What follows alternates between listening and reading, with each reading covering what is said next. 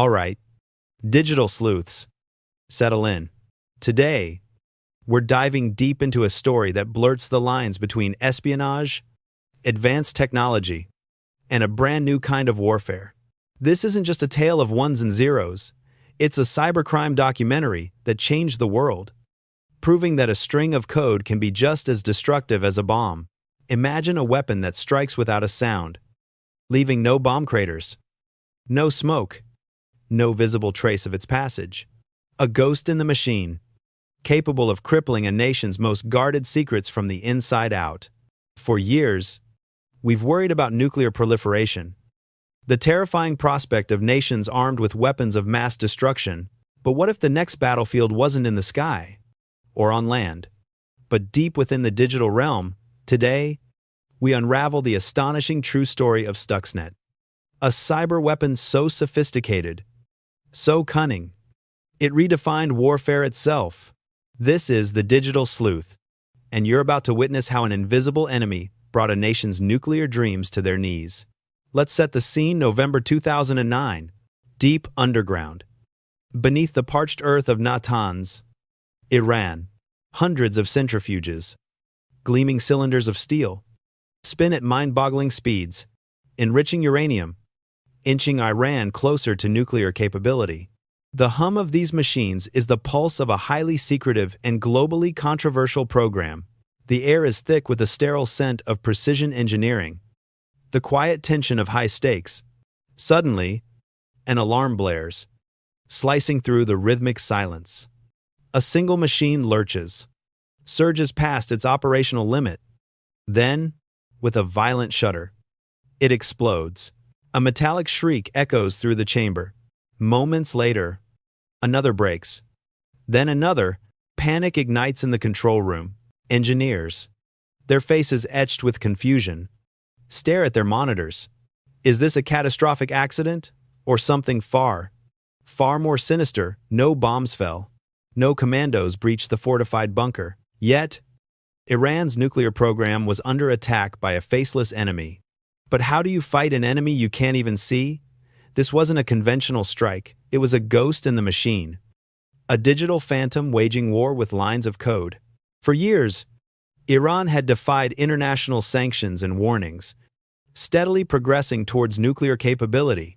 By the mid-2000s, its Natanz enrichment plant became the focal point of global dread, a vast, fortified underground complex, humming with thousands of centrifuges, relentlessly enriching uranium. For Israel, an Iranian bomb represented an existential threat. The United States feared a nuclear-armed Iran would shatter the delicate balance of power in the already volatile Middle East. The options were grim: accept a nuclear Iran, or launch a military strike that could ignite an all-out regional war. In 2007, Israel had already demonstrated its willingness for preemptive strikes by bombing a suspected Syrian reactor. Covert tactics were also in play: mysterious explosions, shipments of faulty equipment, even the assassinations of Iranian nuclear scientists. But nothing truly slowed Iran's relentless march. Whispers swirled in Washington and Tel Aviv. Natanz had to be stopped. But how, if bombs risked a regional inferno? What weapon can slip past concrete, anti-air missiles, and layers of secrecy without Iran ever knowing who struck? In secret meetings, a radical alternative took shape. What if, instead of bombs or missiles, a string of code could silently infiltrate Natanz and sabotage it from within? It sounded like something out of science fiction, but a small, elite team of hackers and engineers, American NSA cyber experts collaborating with Israel's secretive Unit 8200, began crafting an unprecedented digital weapon. For the first time, lines of code were being fashioned into a precision-guided munition, a computer virus designed to inflict the damage of a bomb. If they succeeded, it could redefine warfare itself. Its goal: infiltrate Natanz's control systems and physically wreck the centrifuges, all without a trace. This would be the first known cyber attack to cause real-world destruction on such a massive scale. In 2006, President George W. Bush personally greenlit the covert program, codenamed Olympic Games. When Barack Obama took office, he not only continued it but accelerated it. The clock was ticking. Intelligence suggested Iran was fast approaching nuclear capability. The race was on to build a virus capable of crippling Iran's most guarded project before it was too late. Behind sealed doors, the Joint Cyber Unit worked feverishly. They knew failure wasn't an option. If this digital strike didn't work, the next step might be war in the skies. As lines of malicious code piled up, tension ran high. The stakes weren't just technical, they were geopolitical. Could a mere computer worm really do what years of sanctions, sabotage, and threats hadn't? Could this be the magic bullet to avert a nuclear crisis? The plan was daring create malware so sophisticated it could slip into Natanz undetected and make the centrifuges destroy themselves. To pull it off, the coders pushed beyond anything seen before. They hunted for secret vulnerabilities, zero-day exploits hidden deep within the software running Iran's industrial controllers. For those unfamiliar, a zero-day exploit is a flaw in software that the vendor is unaware of, meaning there's 0 days for them to fix it before it's attacked. These are the crown jewels of cyber espionage. Incredibly difficult to find and incredibly valuable. One exploit wasn't enough. They needed multiple. Eventually, they uncovered not one, not two, but 4 separate zero-day flaws in Microsoft Windows systems. Each was a priceless cyber bullet. Using so many in one weapon was almost unthinkable. A clear indicator of the target's paramount importance. Line by line, the malicious code took shape. It soon became clear this was no ordinary virus. It was essentially a digital spy and a saboteur combined. It would worm its way through computers, lie dormant until it found exactly the right target configuration, then strike hard. The payload commands to hijack the centrifuge controllers, specifically the Siemens Step 7 Programmable Logic Controllers, or PLCs, that manage the speeds of the centrifuges. The genius of it was chilling the worm would send the centrifuges on wild swings in speed, spinning them far beyond their design limits, then suddenly slamming on the brakes, stressing them to the breaking point. And the most insidious part, all the while, it would trick the monitoring systems, feeding fake, normal readings back to the operators. To the engineers at Natanz, everything would appear perfectly normal, right up until the centrifuges started ripping themselves apart. Because if the gauges lie, how long will Iran's engineers watch their own machines disintegrate before suspecting the impossible, a digital ghost? The team tested the code relentlessly. They needed absolute confidence it would work and remain stealthy. In the Negev desert, at a heavily guarded Israeli lab in Dimona, they set up actual centrifuges identical to Iran's, acquired after Libya gave up its nuclear program. Late one night, a centrifuge in the lab began to shudder and whine. The test malware was doing its job. In a blur, the spinning machine broke apart from within. A cheer erupted in the room. The digital bomb works. To be safe, they programmed the worm with safeguards. It would only trigger under very specific conditions, the exact layout of Natanz, and would eventually self-terminate after a certain date. Every contingency was considered. After months of sleepless nights and secret collaboration, they held in their hands the world's first true cyber weapon, a piece of code that could perform a kinetic act of war. But a weapon is useless until deployed. How would they smuggle this digital bomb into Iran's most secure facility? Natanz was a digital fortress, completely isolated from the internet, an air-gapped network. No outside computer could directly reach it. The attackers couldn't just email a virus or hack in remotely. Their malicious code needed a physical courier to cross the digital moat. Enter the humble USB flash drive, a deceptively simple device. But in the world of high-stakes cyber espionage, even the smallest entry point can be exploited. In 2009, engineers and contractors came and went from Natanz, bringing in software updates, reports, and sometimes, unknowingly, malware. The worm was carefully loaded onto a USB stick by an insider, or perhaps an unwitting outsider whose personal laptop was infected.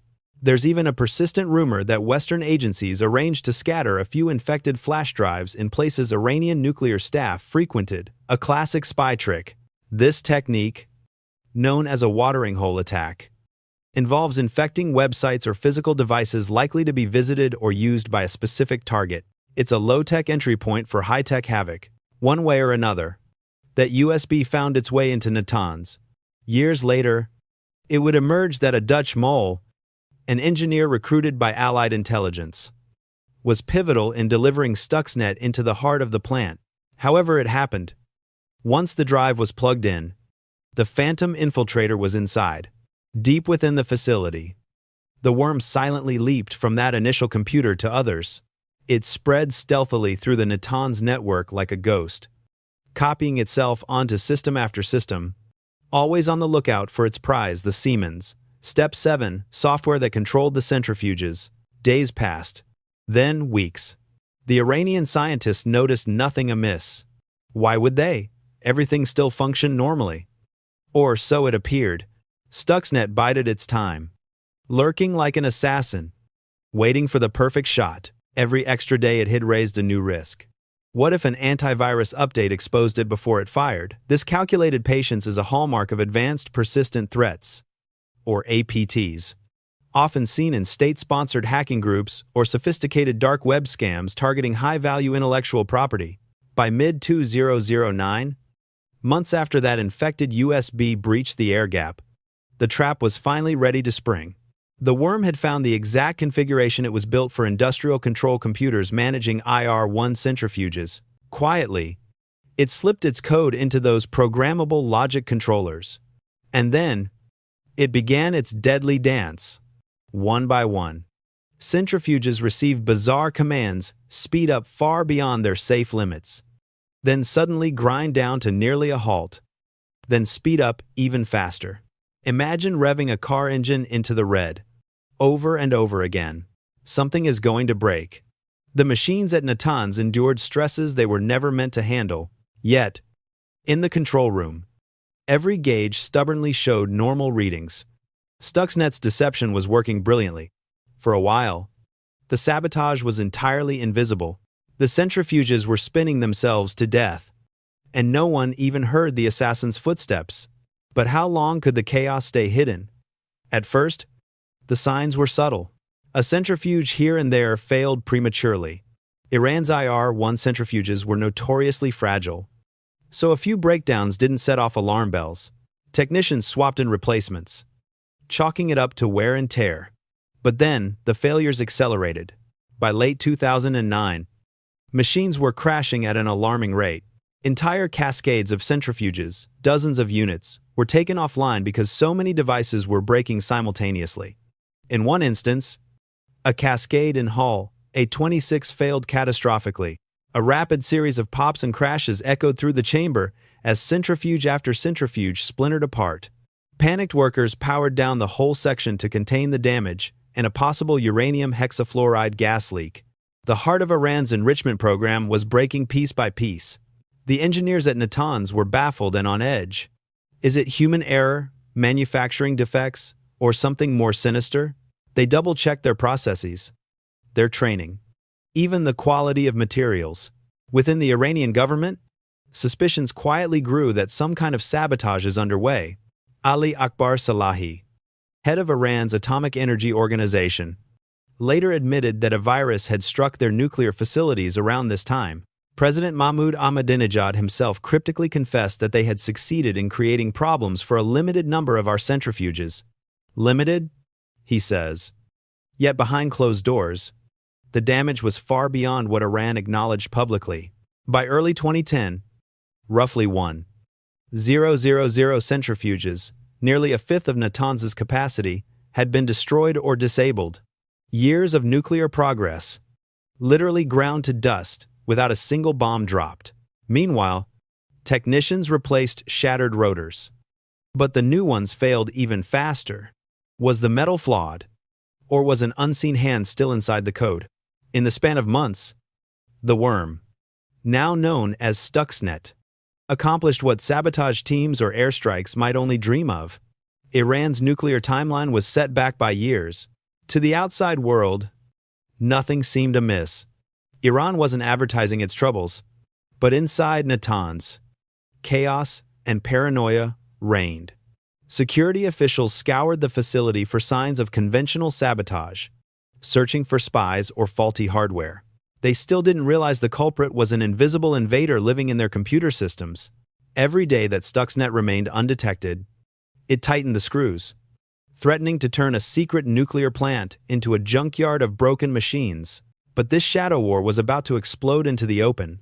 And when the truth finally surfaced, would it spark relief or unleash a brand new cyber arms race? Summer 2010, outside of Iran, a curious computer virus was starting to draw attention. At a small cybersecurity firm in Belarus, an analyst named Sergei Ulasin investigated a client's glitchy machines. He found a mysterious piece of malware that seemed unlike any ordinary virus. It was complex, almost over-engineered, and it aggressively spread via USB drives. Over the next weeks, major cybersecurity companies like Symantec and Kaspersky obtained samples of the code and were stunned by what they found. This worm wasn't stealing credit card numbers or hijacking bank accounts. That's the kind of financial fraud mechanics often seen in major phishing attacks or dark web scams. No, this was different. It was targeting industrial control systems and hiding itself with a level of sophistication no one had seen before. The deeper analysts dug, the more jaw-dropping the puzzle became. Certificates stolen from reputable companies to mask the malware's identity, not one, but multiple zero-day exploits chained together, and a cunning payload aimed squarely at nuclear centrifuges. This is not some hacker in a basement. One expert marveled. Consensus built that Stuxnet was a military-grade cyber weapon, likely built by a nation-state. In fact, it was the most sophisticated malware ever discovered up to that time. By September 2010, news of Stuxnet had leaked into public view, and the media was on fire with speculation. All eyes turned to Iran's nuclear program. Iran quietly confirmed they had been battling a cyber attack and that they'd contained it. Behind the scenes, frantic efforts were underway in Iran to purge the worm from their systems before more damage was done. Meanwhile, Washington and Tel Aviv maintained official silence. But the truth was hard to hide. Multiple intelligence sources later essentially confirmed what many suspected. Stuxnet was a joint U.S.-Israeli operation. The political fallout began. In the White House Situation Room, President Obama was briefed that the covert operation had been exposed to the world. The worm wasn't supposed to roam so far, but an error let it spread beyond Natanz, essentially leaking the operation. Some advisors worried this exposure could bring diplomatic blowback or even invite enemies to copy the tactic. Obama reportedly asked, "Should we shut this thing down?" In the end, he decides to press on a bit longer. Through 2010, updated versions of Stuxnet quietly hit Natanz again, seeking to squeeze every last drop of effect before Iran can eradicate it. By the time Iran finally cleaned Stuxnet out of its networks toward the end of 2010, the damage is largely done. The attackers had achieved in bites what might have taken bombs to do. Stuxnet was hailed in some circles as a covert triumph, a high-tech strike that avoided any loss of life while hindering a dangerous project. But there was also a sense of deep unease. The operation that took years to plan was now front-page news, and every adversary around the globe had witnessed this proof of concept of cyber warfare. The genie was out of the bottle. If one country could do this, others surely will try. In quietly destroying Iran's centrifuges, the architects of Stuxnet may have also opened a Pandora's box. And now that the genie is loose, who will be first to copy the spell? In Iran, the fallout from Stuxnet slowly settles. Damaged centrifuges are replaced, and Natanz resumes enrichment. Though Iran's ambitions have been set back and humiliation lingers, the regime seethes at the audacity of the attack. In response, Iran pours resources into its own cyber core. Before long, Iranian hackers struck back at targets in the West and the Middle East. Banks in the U.S. are hit by waves of cyber disruptions in the early 2010 seconds.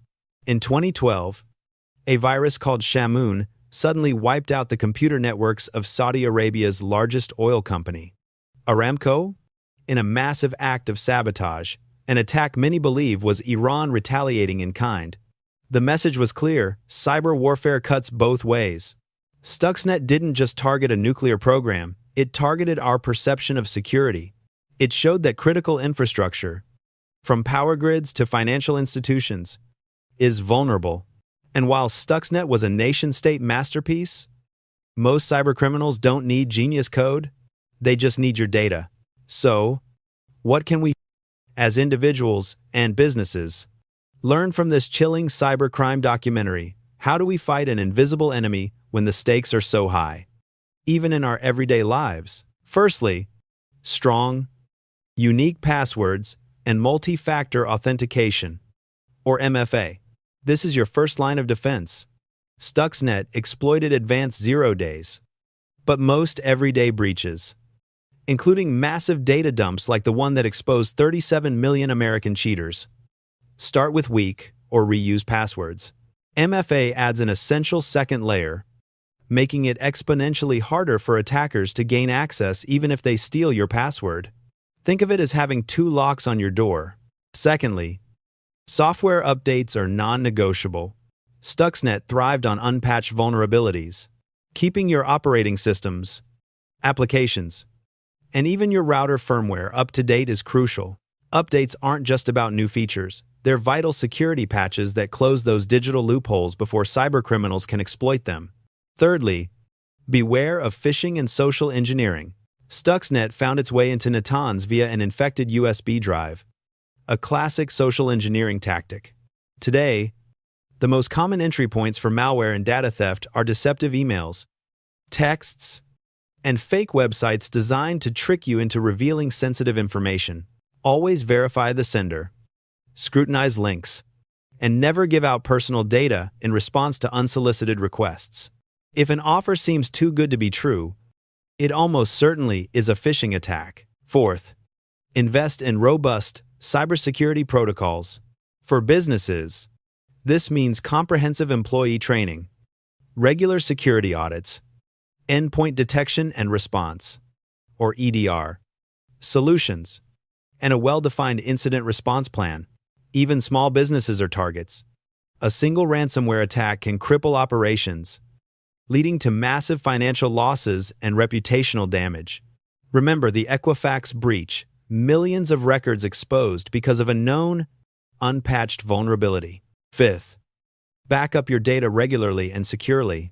If the worst happens, whether it's a ransomware attack or accidental deletion, having a clean, offline backup is your best recovery strategy. This is your digital life raft. Finally, stay informed. The landscape of cyber threats is constantly evolving.